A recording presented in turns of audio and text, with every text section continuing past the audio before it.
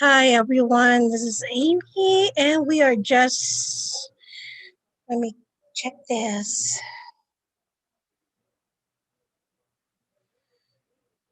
I'm echoing.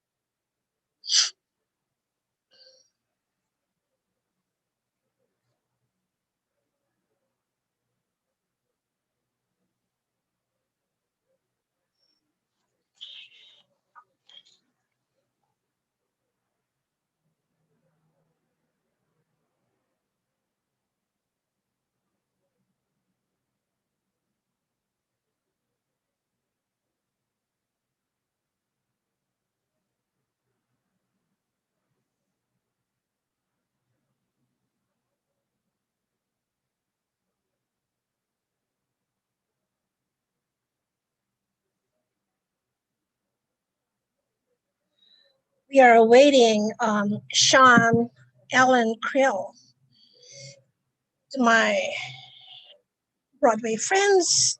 You know him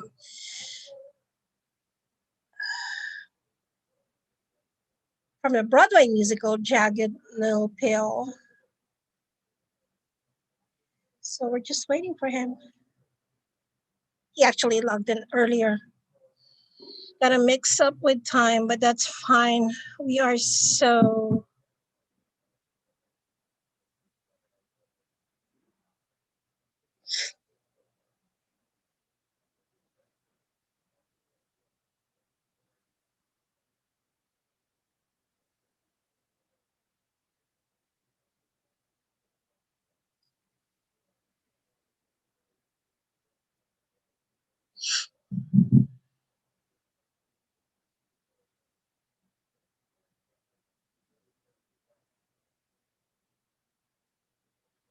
Welcome to live TV Talk, Amy. Today is Wednesday.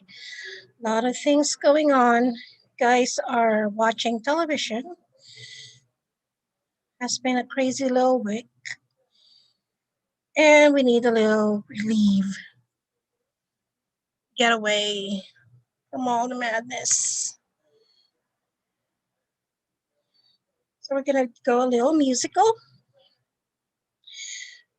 Sean is actually was in Mamma Mia.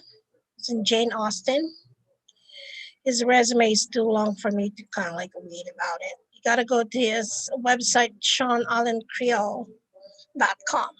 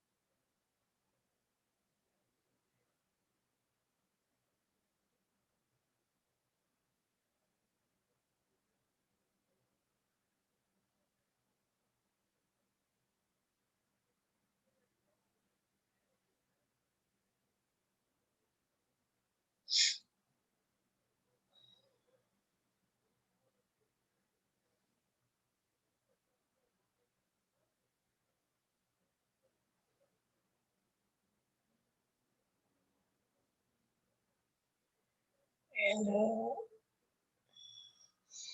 today is Wednesday. Also, it's One Chicago Wednesday. So people in the One Chicago fandom are crossing their fingers at NBC won't preempt what they did last week. All I'm gonna say is it's all worth it. It's worth the wait. Really worth the wait.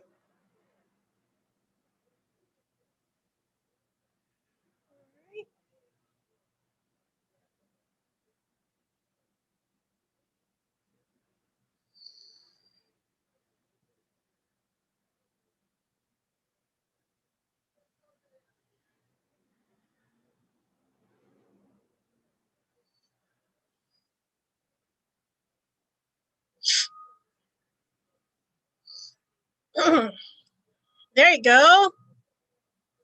Hi. Hi there. Okay, can I get starstruck for 5 seconds? Yay! Oh, you're very Oh, sweet. That's very no, no. kind of you. Before I record everything, please do not get mad. My daughter and I had to watch your bootleg of Jagged Little Pill on YouTube. Oh, okay. I know they exist. I've never seen one, but I know they exist. So, It was like we would. I mean, because of everything else. I have a Broadway little baby, so she's into it too. So she goes like, "We gotta watch it. You gotta do your research." Yeah, we did. how old is she? Well, mine is like she's actually turning 18 this year. Oh, okay. Okay. So she's also musical. Oh, So wow. yeah, she got early admission to AMDA in New York. Oh, So she's yes. going. Yeah, so she's going to New York after senior year. So Wonderful. yeah, so what's that? So my musical inclination is other than I love musicals. Yeah, I have a child who's invested on it since she was knee high. So she has been performing since she was 7. So yeah. She does theater? Yeah, she does. Her last musical was she did Little Shop of Horrors Mm. just before the pandemic here in Hawaii. So she Where was are there. you? Where are you in Hawaii? Sorry to I'm interrupt in you.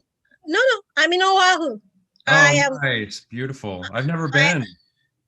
I'm 5 minutes away from Diamond Head and Waikiki. Oh, wow. Wow. Wow. That sounds So amazing.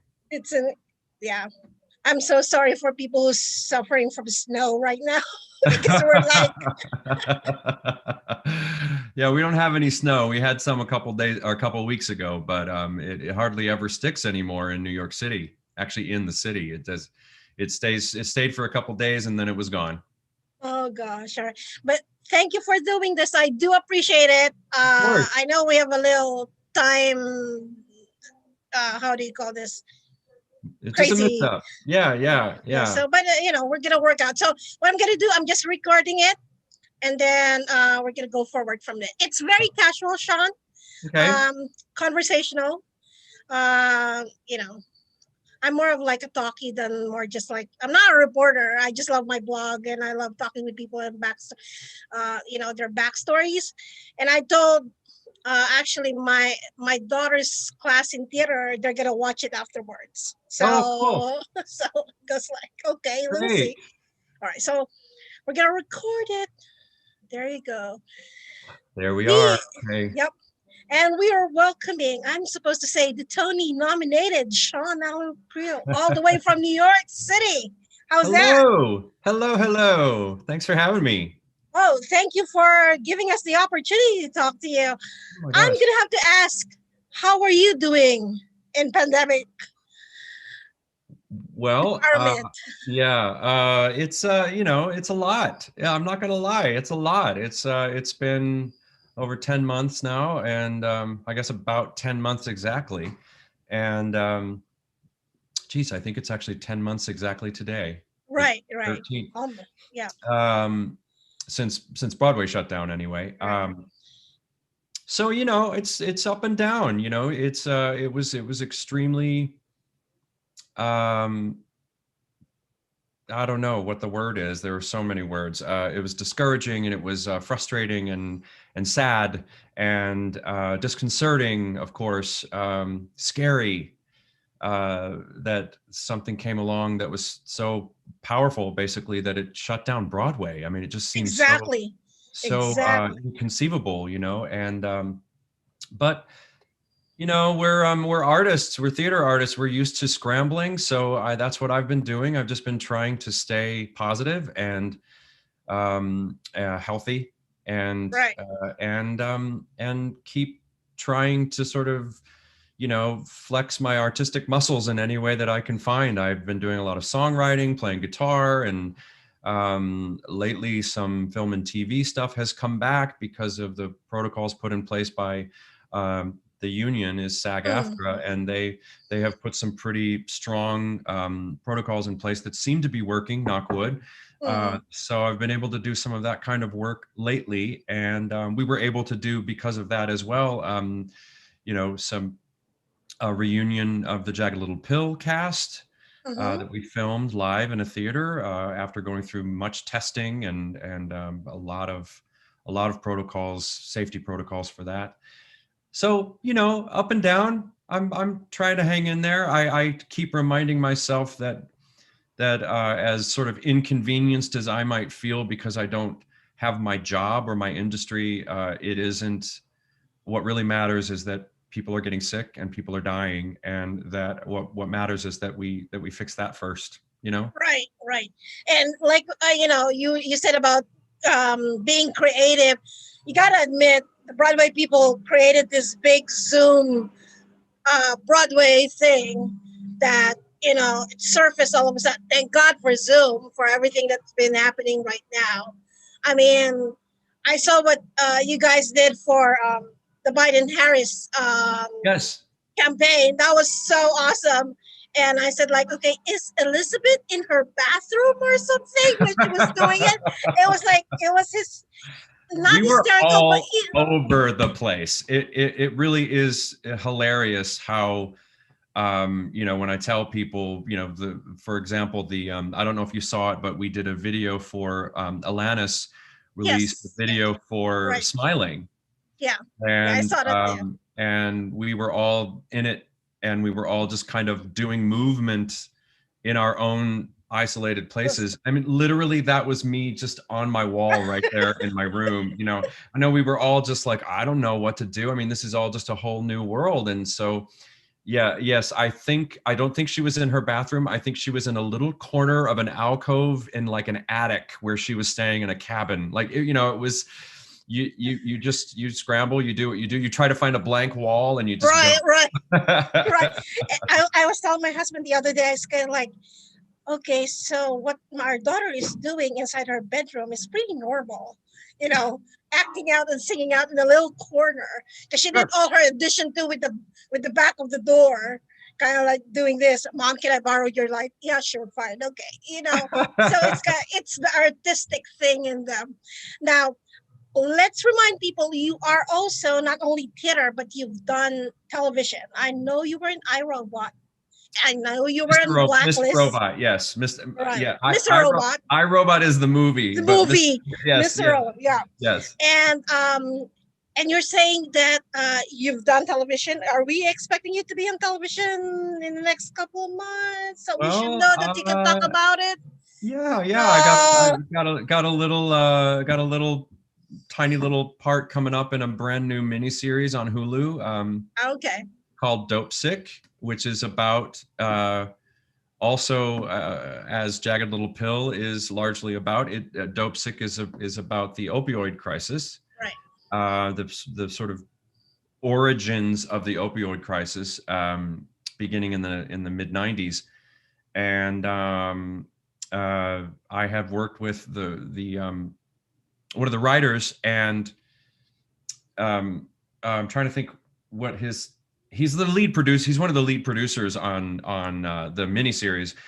Danny Strong is someone that I've worked with before in theater when I did a sort of reimagined, rewritten production of Chess, the musical. Right. Right. uh, Danny rewrote that book, and it was brilliant. And so I met him doing that, and he's about fancy big shot in Hollywood, and so he's creating all of this really amazing new stuff, and he was kind enough to ask me along for this mini series. And then I also found out that there's a new series called Dr. Death, and I'm doing some of that. So yeah, I mean, trying to keep busy. So let me go back a little bit. Sean, have you always been in love with theater from the very beginning? Like every child there is, like they watch it. That's what I they was watch. not that kid. I wasn't. I was in love with music. Okay. I was in love with music, and I was passionately in love with art. I was always drawing when I was a kid, always, from the time I can even remember, I always had a pencil and paper, and I was always drawing. And for most of my childhood and, you know, my young adult years in high school, I was just certain I was going to be a commercial artist or a graphic designer. And then in high school, I got more and more involved in band. I played the Mm-hmm. trombone, Oh, and I was drum major, and I was, you know, I was in symphonic and jazz, and I was in all of the bands. And because of band, it sort of led me to the theater program. And in my sophomore year, I was urged by friends to audition for the musical, which was Once Upon a Mattress, and I was terrified, but I did it, and I got a really good part, and that really was when I started getting hooked. And then it was my senior year when I was doing Little Shop of Horrors. oh, Uh, okay. yeah, like your daughter, and I was playing Seymour, and I was in the middle of a performance of that, and that was when I had a moment where I vividly remember standing there and thinking, "Wow, this connection with an audience is so special. It is such a communal, glorious feeling that you don't get, you know, when you're drawing alone in your room, Right, right. or you can get it when you're in a band for sure, Right. when you're involved in music, but there's something about theater that obviously hooked me. And then so I went to college and studied all three, art and music and theater, my first year. And then by the end of my first year, I was like, okay, no, I'm focusing on theater. And here I am all these years later. And you're doing both. I mean, your resume says it all. I mean, you're part of the, the theater company in Chicago that you did Shakespeare too. Yes, So, Chicago Shakes. Yes, yeah. I did a lot of classic theater when I studied in college. So I have been lucky enough to be able to do that professionally as well. Chicago Shakespeare Theater and the Court Theater in Mhm. Chicago.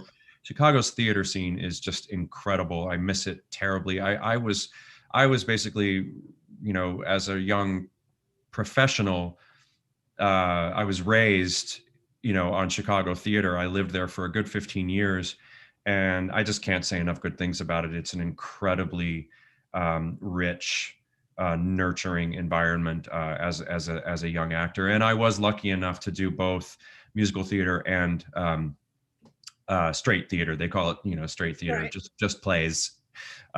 So and I have been able to do the same here in New York. It's been a while since I've done a play, but I've done most of my plays have been off Broadway.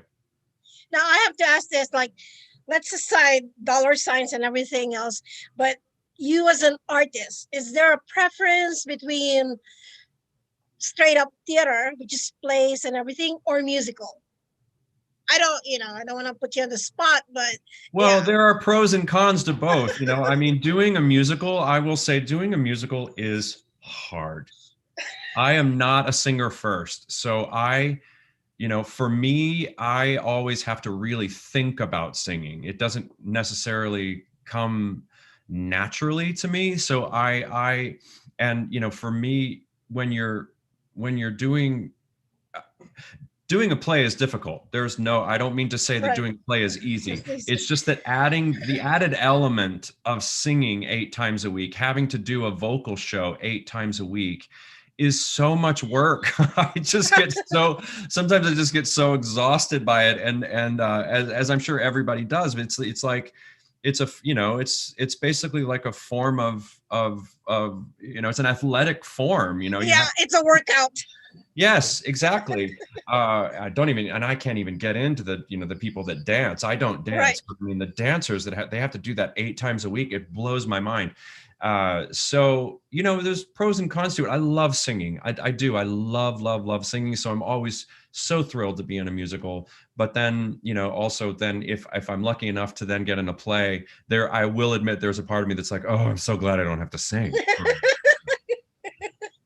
But you did Mamma Mia too. Hello. I did. I did Mamma Mia Okay. for a long time. I did Mamma Mia for almost 4 years total. Wow. That's okay. That's four times. Okay. Now we Two don't have years, to. yeah, 2 years on the road, and then a year on Broadway, and then I went out to do a sort of reboot production in Vegas that lasted only about four. There were a lot of sort of problems with the Right, casino out there, but right, it right. was supposed to run forever, but it ran for about 5 months. So yeah, about 3.5 years I did Mamma Mia. I love that show. I mean, it was just a blast. Yeah, we love Mamma Mia. Oh, it's like it's me and my daughter singing whatever in the car, and it's just it's incredible. What's not to love? That Um, music is amazing. it's exactly. Now, here's my thing. I guess because my question is like, you are this right now. You're in this stage of like being successful in Oh, both oh, theater and okay, across. I don't want to jinx it, but thank you. compare. But because I promise that I'm going to ask questions that are geared to the kids that say like, how do you get this far not being discouraged? Because one thing that my daughter always tells me, like, she's had, because she's been doing for Niha like very young, she knows it's an audition of ups and downs. So she's kind of like so settled, like, okay, I'm gonna audition, but I'm gonna be fine, that there's going to be a next Mhm. audition. For those kids who aren't prepared for that, how do you kind of like keep a composure and getting over rejection? Because she usually tells me like, well, it's actually 85% rejection before getting a part. Mhm. And if you don't have your heart in it, you'll be discouraged. So how do you what advice would you tell kids who are into this, and for them to be able to get where you are, or like any person that they see on Broadway? Uh, what It, advice can you give them? well, that's a very complex question with possibly even a more complex answer Yes, because sir.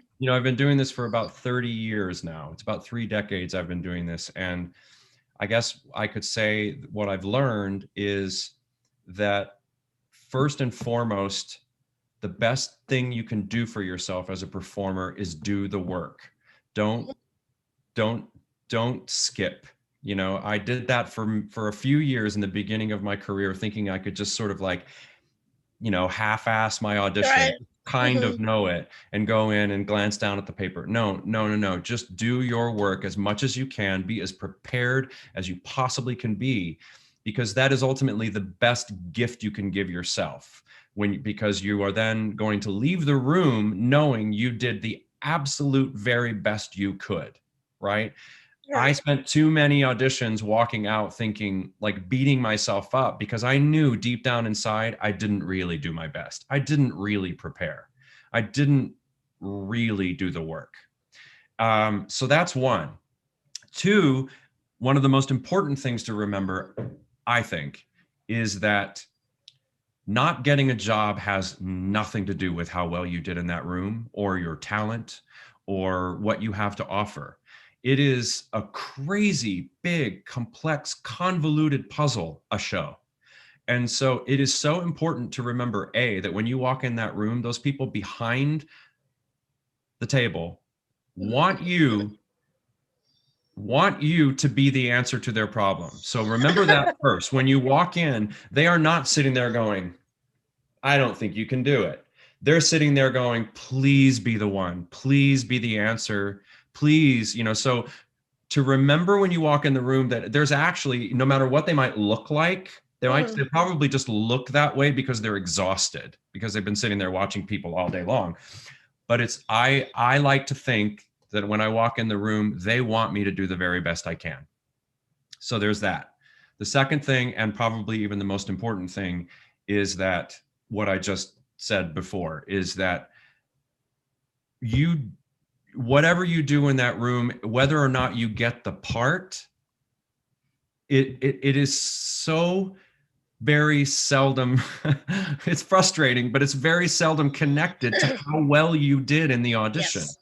Yeah. There are so many other factors. It's whether or not you fit the part. It's whether or not you are taller than the person they've already cast. It's whether, you know, I mean, there are a million other things that come into play. I have been on the other side of the table as what we call a reader, Right. the person that sits there and reads with the people that are auditioning. And I have seen people come in and give the most brilliant audition and walk out of the room, and everyone looks at each other behind the table and they go, they are incredible. That's the most amazing audition I have ever seen. Yes, yes. Oh my God, that is an amazing, beautiful, you know, singular talent. They're not right for the role, but wow, amazing. And that person very, very seldom actually gets to know that happened, you know? Yeah. So as an actor, we don't always get that kind of feedback. Feedback. That's right. All you hear is basically you didn't get it, Yeah. you know? Thank you And for your so time. yes, yeah, yeah, thank you. Next. And and so that's really helped me a lot lately, is like I have what I have to offer. I go in, I show it. If it fits in the show, that is amazing. If it doesn't, it really has nothing to do with what I did. You know what I mean? Wait, yeah, If I've done my work. right. Now you've been doing let's concentrate on Jagged Little Pill right now. You said you've been doing it like 8 straight weeks just before pandemic. You guys started you didn't start what 2019? We started in 2019. We started previews in September, I believe, and then we opened December 5th. All right. And then because I remember I watching your interview with Elizabeth in like February of 2020, which is kind of weird. I'm like, are they aware there's pandemic? You know, it was because it was those beginning of those months that we were hearing it. Oh, So we were, but we were just like, you know, just trying to keep going forward, you know. now, how does one cope with uh, performing every day, or do you see yourself performing differently from the day before to today, or it's just like becoming a routine kind of thing, or like can you like you step off this after the curtains are down, it's like, shoot, I have done differently from yesterday. Yeah.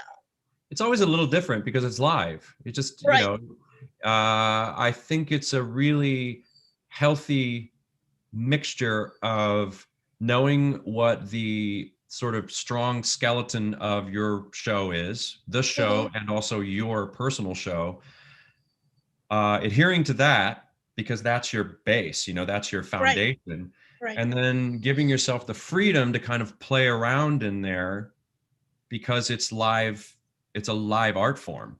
So it is Mm-hmm. naturally going to change a little bit. We're not machines, you know, it's not a film. And so it is a little bit different every night, and there's no reason to really beat yourself up for feeling like it's, I mean, you know, every now and then it happens just because we're human beings. You know, I'll Right. walk off stage and I'll be like, oh, that, you know, that note was not great. You know, I need to like figure that out. Or I didn't like the way I said that line, or whatever. I was, you know, you're always kind of working and tweaking. Right. But no, I don't really. I think I absolutely expect that in theater, it's going to be a living, breathing animal. You know, it's going to change a little bit. Now I have to ask you because it was one of my questions that I kind of like write it up while watching you yesterday on my YouTube, and I said like, how did you keep up with those kids? That's a Jeez. that's a really good question. I don't know. I don't know. And They're so young and vibrant. when I Um, saw your when you had that YouTube thing that you did, I think it's the behind the scene on when you were working the journey to uh-huh. the, yeah, I think, oh my lord, it goes like they are all over the place. It goes like I don't know how to do that.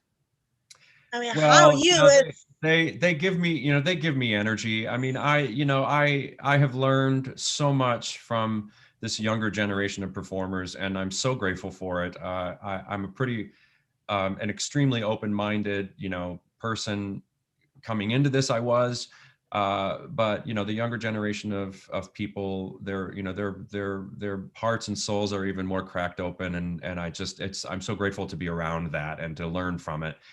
And I think I have something to share with them as well, with a little bit of experience, under my belt. And so it's lovely. I don't have to do it. I mean, let's face it, as Steve, I don't really have to do as much as they do. Right. I don't ever have to dance. They don't want dad to dance, so. Um, is there a difference, Sean, as far as Sean the theater guy and Sean the TV guy? Well, not really. It's really just, I've said this before when someone asked me this question. It's really just a difference in, I mean, as far as if you're talking about the technique of acting Right. on stage and the technique of acting on film, the way I navigate it is that I like to think of it as what is the size of my audience? What's the size Right. of the group of people watching this? And when you're doing, a 200 seat or a little black box performance, you're gonna know that you've got a little bit of freedom to be smaller because it's only 200 people out there. If you're doing a show for 2,000 people, you've got to make it a little Right. bit bigger and send it to the back row. But when you're doing film and TV, essentially what you're doing, and it's the way I think of it, is that it is art that is crafted to be viewed by one Correct. person. That's true. That's true. It is formatted for one person to experience it. And so I always just sort of imagine there's one person like 3 feet from me watching it. And so I just adjust the size of my audience, basically. That's the way I approach it. Now, I mean, I normally ask this to the people that I ask who are working in television, but I guess because in theater you can't, quote unquote, see it until it's on DVD. What you're doing in theater. But do you watch yourself? Do you kind of like watch yourself and kind of like, oh, see, you don't watch yourself? No, I don't like watching myself, especially. I mean, if it's something that is well produced, I don't mind it as much. But watching, a sort of, like watching video of a theater performance is not the same as being in the room for a theater Exactly. performance. And Exactly. so there's always something that's kind of, the soul is kind of sucked out of whatever that theater piece is when you watch it just filmed with one camera from the back of the room. It's just not the same. So but in general, I have a very hard time listening to myself sing and watching myself perform. But you kind of can't avoid it at some points, like you see like a press release or a B-roll Right. thing, and you just see yourself and you go, wow, I didn't know I looked like that when I was doing that. Okay, all right, that's not terrible. Well, you do sound good. I mean, hello. I mean, I can say that. I've been watching it for the things.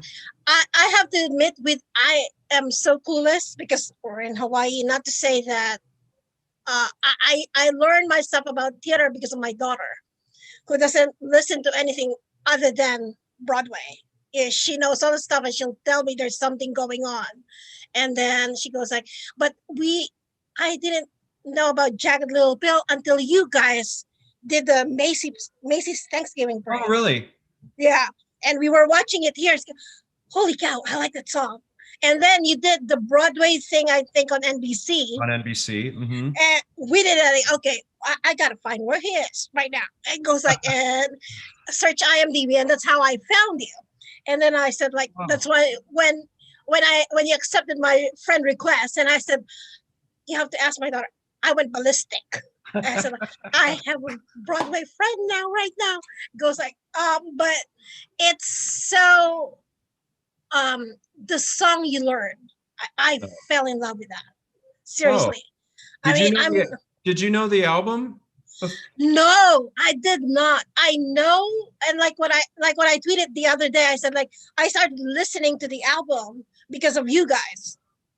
I am so clueless. Alanis's album. You started listening to Alanis. Right, Okay. right. Yeah. But now I have everything between your soundtrack and her music. It's like, All right, I got it I done know. now. I mean, that album is just, it's unbelievable. She wrote that when she was 18, 19 years old. And I Yeah. just, I've said this many times. I just absolutely, it's so hard for me to fathom that such a young person wrote that song, You Learn. Yes. It's full of so much enlightenment and insight into being human and being alive. And I know that I did not have that kind of insight when I was 19 years old. And So I'm it's wildly impressed by her. and it's so how much I think I wrote soulful. Oh, I think it's absolutely. a lot of soul from when I was like listening to it, trying to kind of like figuring out what questions I'm gonna ask you or whatever, or trying to study what I'm supposed to learn about the musical and her music and you. And I think, and I'm not just saying this because I'm talking to you right now, but I think you're such a soulful guy. Oh, Just well, based thank on, you. I wish we can see you in New York, and get a chance to kind of like, hey, we have a selfie. I interviewed you before, and Sure, sure. Hopefully soon. Hopefully in the fall. Come in the fall, hopefully. oh, we will be because well, if she's gonna be in New York soon, yeah, we will. We promise her that we'll be hitting up the Broadway, you know, community. And um, before I let you go, first of all, thank you so much for giving me this opportunity. Of course, it's been a Uh, pleasure. It's so good to talk to you. yeah, just know that somebody from Hawaii is very starstruck with you guys. And Well, I love that. And as I said before, I've never been. So if I come to Hawaii, I might be bugging you. So oh, bug me anytime. I have I have people ask me that, hey, how is it? No, let me know, and we'll be going anywhere. But can you give a little message to all the theater kids that will be watching this later this afternoon? To them, a little encouragement. yeah, I know it's a really tough time. I'll start with that. This is a really, really difficult time for theater in general, and for live arts workers are really, really suffering right now because we just can't do what we do. It is too unsafe to have a large group of people gathered,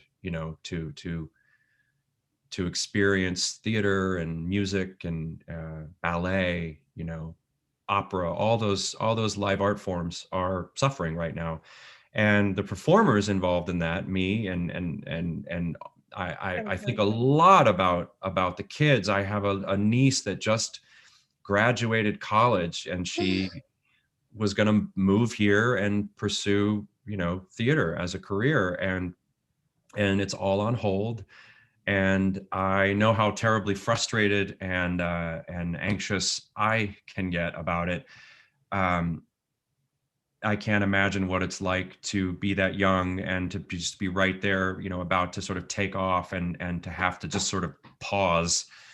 Very frustrating. But the thing that gives me hope always is that I remember, as again, I've said before, I've lived long enough to realize that times like this, times of great change and unrest and trouble, Mm-hmm. are filled with the possibility of enlightenment and change and growth. And it does not feel good while it's happening. Change is difficult. Change can be very painful. But I have so much hope, and I have a strong belief that we are all going to come out on the other end of this better people for it. And there's going to be some really beautiful art created from Mm-hmm. this. Yes. So just hang in there, everyone. We're going to come back. We're going to be able to do what we do again. You just have to have a little patience and a little fortitude and belief and hope. Well, thank you so much, Sean Allan Krill. Thank I am you. so happy to be Me too. chatting with you. And take care You and too. best of Stay, luck. stay healthy. You too. I will. Bye. All right. Bye. Thank Thank you. you. Bye bye. Bye.